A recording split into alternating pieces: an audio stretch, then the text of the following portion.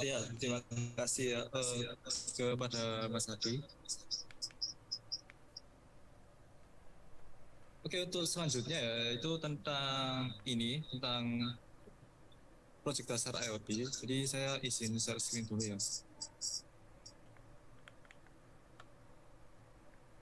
Oke, Mbak Azhara ini udah muncul atau belum?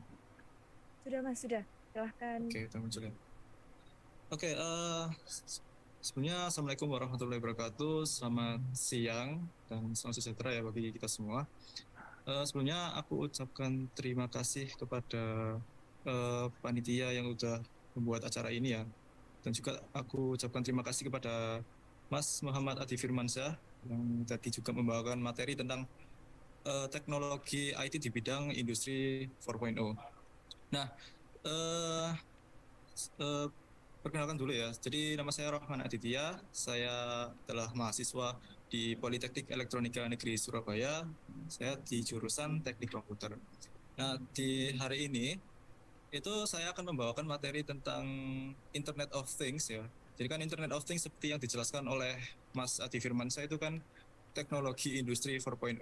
Nah, IoT ini apakah hanya diterapkan di industri 4.0 aja? Ya, eh, tidak juga karena Internet of Things ini cakupannya sangat luas dan kita juga bisa membuat proyek-proyek sederhana yang berbasis Internet of Things.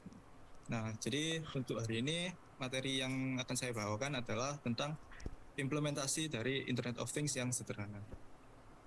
Nah, sebelum kita membahas tentang proyeknya lebih lanjut ya, kita ini dulu, kita bahas sekilas tentang apa sih itu Internet of Things. Kan tadi juga sudah dijelaskan oleh Mas Adi Firmansyah ya. Kalau Internet of Things itu bagaimana sih kalau di industri 4.0? Nah, kalau di sini mungkin aku akan bahas Internet of Things lebih general lagi ya.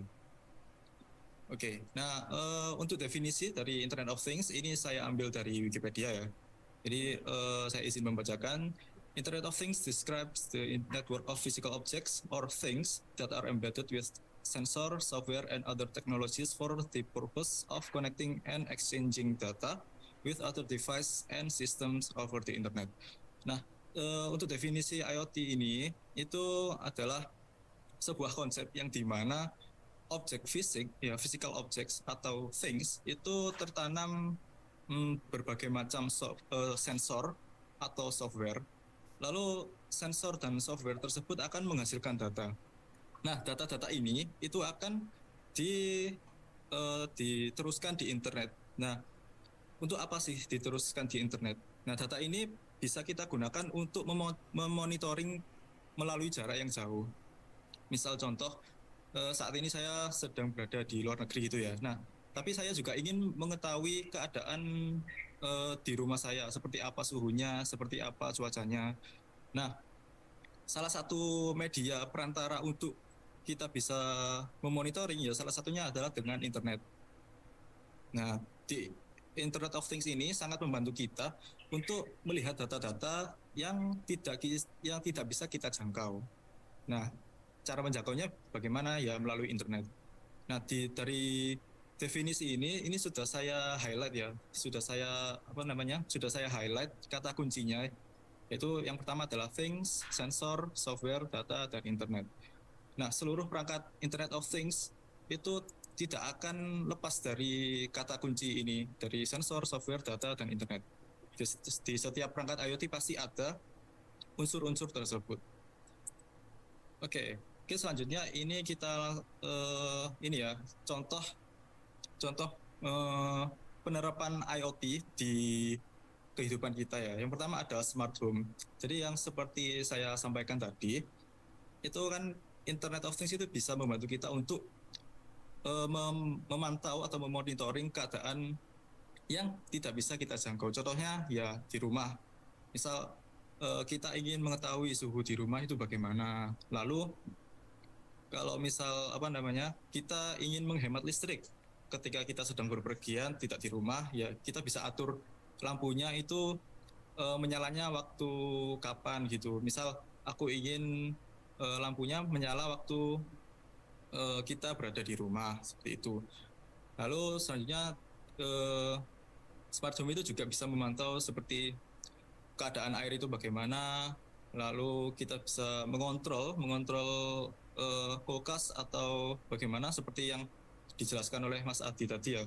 Kalau misalnya di kulkas itu ada berbagai macam benda ya seperti kayak ya susu, wortel, telur. Nah, dengan IoT kita itu kalau misal ingin tahu apa aja sih yang di dalam kulkas ya kita bisa langsung lihat lewat perangkat kita gitu. Jadi apa aja yang ada di dalam kulkas tersebut. Nah, lalu selain smart home itu juga ada wearables. Nah, di wearables device ini itu sudah banyak ya kita jumpai. Salah satunya ya HP, handphone ya. Handphone itu juga termasuk perangkat IoT. Nah, bagi yang tidak sadar ya, kalau misal kita buka Google Maps atau aplikasi lain lah, ya Google Maps saja. Jadi kalau kita ingin mengetahui jalan jalan ini itu macet atau enggak sih. Nah, kita kan bisa melihat melalui Google Maps. Nah, secara tidak langsung kita itu telah melihat data-data yang ada di dunia fisik. Tapi kita melihat data tersebut itu melalui perangkat kita, handphone kita. Nah, perantaranya ya salah satunya itu ya lewat internet itu tadi. Nah, itu contoh pertama ya di handphone. Lalu contoh kedua yaitu ada di ini jam pintar atau smartwatch. Nah, di smartwatch kalau kita tahu ya kan kebanyakan smartwatch itu bisa melihat kayak detak jantung atau memonitoring selain detak jantung kayak seberapa jauh kita berjalan ya kan. Nah, melalui jam pintar tersebut kita juga bisa memonitoring gitu loh lewat handphone kita. Jadi mungkin jam tangan itu tadi dipakai oleh orang lain, lalu handphone kita itu bisa memonitoring keadaan orang tersebut. Nah, ini sangat bermanfaat bagi ini ya untuk mungkin orang-orang yang sedang ini sedang mempunyai penyakit atau bagaimana dan kita ingin melihat bagaimana kondisi orang itu. Nah, mungkin bisa diterapkan kepada mungkin orang-orang yang sudah tua gitu. Karena di sini azan, saya izin uh, jeda sebentar ya. Ya oke, karena di sini azannya sudah selesai ya, jadi saya izin melanjutkan lagi ya. Oke, tadi lanjutannya sampai di ini ya, di smart manufacturing. Nah, kalau salah satu contoh penerapan IoT ya di smart manufacturing ini. Nah, smart manufacturing ini juga menerapkan itu IoT. Jadi smart manufacturing itu seperti yang diceritakan oleh Mas Adi tadi ya. Kalau misalnya di industri, kan di industri itu kan resikonya kan ya lumayan besar kan ya. Kita bisa di situ bisa saja terjadi kecelakaan. Nah, untuk mencegah terjadinya hal tersebut ya kita bisa menggunakan smart manufacturing ini yang dimana kita itu bisa mengontrol mesin-mesin yang ada di industri melalui perangkat gadget kita. Ya salah satunya kalau di gambar ini kan uh, ada orang yang mengontrol mesin mesin ini ya, las ya, mesin las itu melalui tabnya. Jadi orangnya itu cuma melihat di tab, memonitoring apakah ini pekerjaannya itu sudah benar atau tidak. Ya, jadi contoh penerapannya ya di seperti itu di smart manufacturing, terutama di industri. Oke, lanjut. Nah, di Internet of Things ini terdapat beberapa layer ya. Yang pertama itu ada layer untuk merasakan atau ya untuk merasakan dan untuk menghubungkan ke internet. Nah, di layer ini biasanya ini adalah layer di bagian hardware. Jadi layer ini isinya hardware, di mana di layer tersebut itu ada sebuah perangkat untuk mendeteksi perubahan fisik ya. Kan IoT kan sebenarnya tujuannya untuk mendapatkan data objek fisik yang kita terima lalu ditransferkan ke internet. Nah, untuk dapat memonitoring keadaan fisik tersebut, maka kita butuh perangkat yang dapat mendeteksi keadaan fisik di area tersebut. Nah, lalu selain mendeteksi keadaan fisik ya, itu juga terdapat perangkat untuk menghubungkan antara pendeteksi keadaan fisik ke internet untuk mengirimkan data. Nah, di situ di bagian layer sense and connect layer. Nah, di situ biasanya layer yang di bagian hardware. Lalu selanjutnya layer ini platform. Nah, di platform ini sudah lepas ya dari hardware. Jadi kita maaf. Jadi di layer ini itu kita sudah tidak mendeteksi fisik lagi, tidak ya mengotak-atik fisik lah. Jadi di layer ini tuh cuma ada data-data yang telah dikirimkan oleh layer di hardware tadi yang di sense and connect layer. Nah, di layer platform ini di mana data-datanya itu diolah terus lalu dianalisa apakah data ini sesuai atau tidak, lalu juga diproses data-datanya. Oke, lalu selanjutnya di layer terakhir yaitu layer yang masuk ke pengguna. Nah, di layer ini itu layer yang seperti tampilan. Jadi di layer ini tuh tampilan yang dilihat oleh pengguna. Jadi seperti yang dicontoh ini tadi ya, yang smart manufacturing, itu kan ada beberapa lapisan atau layer ya. Yang pertama yang sense and connect layer itu yang di alatnya ya, di mesinnya. Nah, lalu untuk layer platformnya itu tidak terlihat karena layer platformnya itu ada servernya, jadi itu tidak terlihat. Lalu layer yang terakhir, lapisan terakhir itu adalah pengguna, tampilan pengguna, di mana pengguna ini dapat memonitoring apa saja sih yang terjadi di daerah itu, perubahan fisik apa saja yang terjadi. Nah, di sinilah di tampilan user ini itu kita dapat melihat data-data. Nah, seperti itu. Oke, selanjutnya kita langsung membahas di lapisan pertama yaitu sense and connect. Nah, di lapisan ini itu ada sensor ya. Jadi kalau kita kutip dari Wikipedia, sensor is a device that produce an output signal for the purpose of sensing a physical phenomenon. Sensor is a device, module, machine, or subsystem that detects events or changes in its environment and sends the information to other electronics. Sensors are always used with other electronics. Nah, jadi sensor ini itu adalah sebuah perangkat yang dapat menghasilkan sinyal berupa sinyal listrik ya. Nah, sinyal itu merupakan data-data informasi terhadap perubahan yang terjadi pada dunia fisik. Jadi perubahan dari fenomena fisik. Nah, di bagian sensor ini yang mendeteksi adanya perubahan fisik seperti kayak suhunya berubah. Nah, kita bisa mengetahui suhu itu berubah ya melalui sensor ini. Nah, lalu sensor ini biasanya dihubungkan dengan perangkat elektronik lainnya. Nah, untuk apa ya? Karena sensor ini cuma perangkat yang bisa mendeteksi saja, tidak bisa memproses. Nah, untuk kita bisa mengirim data sensor ke cloud atau ke platform itu tadi ya, nah kita butuh tambahan perangkat elektronik yang dapat memproses data-data tersebut sehingga bisa dikirim ke platform atau di cloud atau di internet. Nah, itu. Nah, ini contoh-contoh sensor yang biasanya digunakan ya. Jadi di sini ada sensor suhu ya, ada sensor suhu, lalu ada juga sensor gas, lalu ada sensor jarak ya di sini, lalu juga ada sensor inframerah untuk mendeteksi apakah ada orang atau tidak.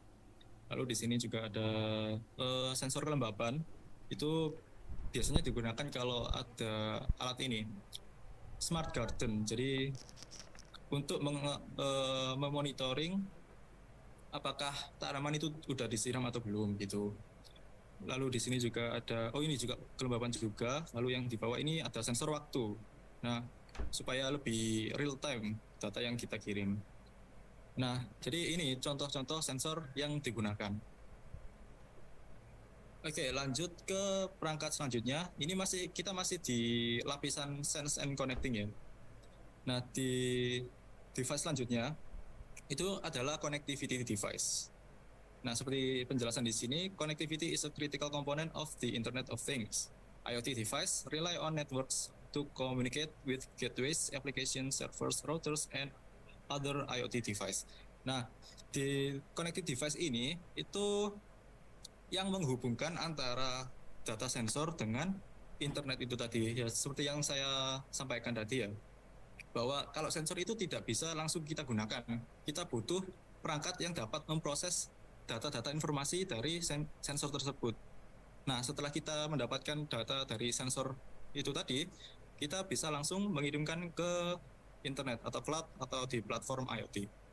Nah, device yang kita pilih itu harus bisa terhubung dengan internet atau memiliki spesifikasi yang bisa terhubung dengan konektivitas. Ya, mungkin bisa seperti Bluetooth atau ada yang mungkin ada yang tahu LoRa gitu. Nah, tapi yang umum itu biasanya adalah Wi-Fi yang sering dipakai. Nah, ini merupakan contoh ya, contoh dari connectivity device untuk memproses sinyal data informasi sensor dan juga bisa terhubung dengan internet. Nah, di sini ada macam-macam ya device-nya. Ini mulai dari mini PC ya, mini komputer sampai ke microcontroller. Nah, mungkin kita bingung ya, sebenarnya kita butuh yang mana sih untuk project kita.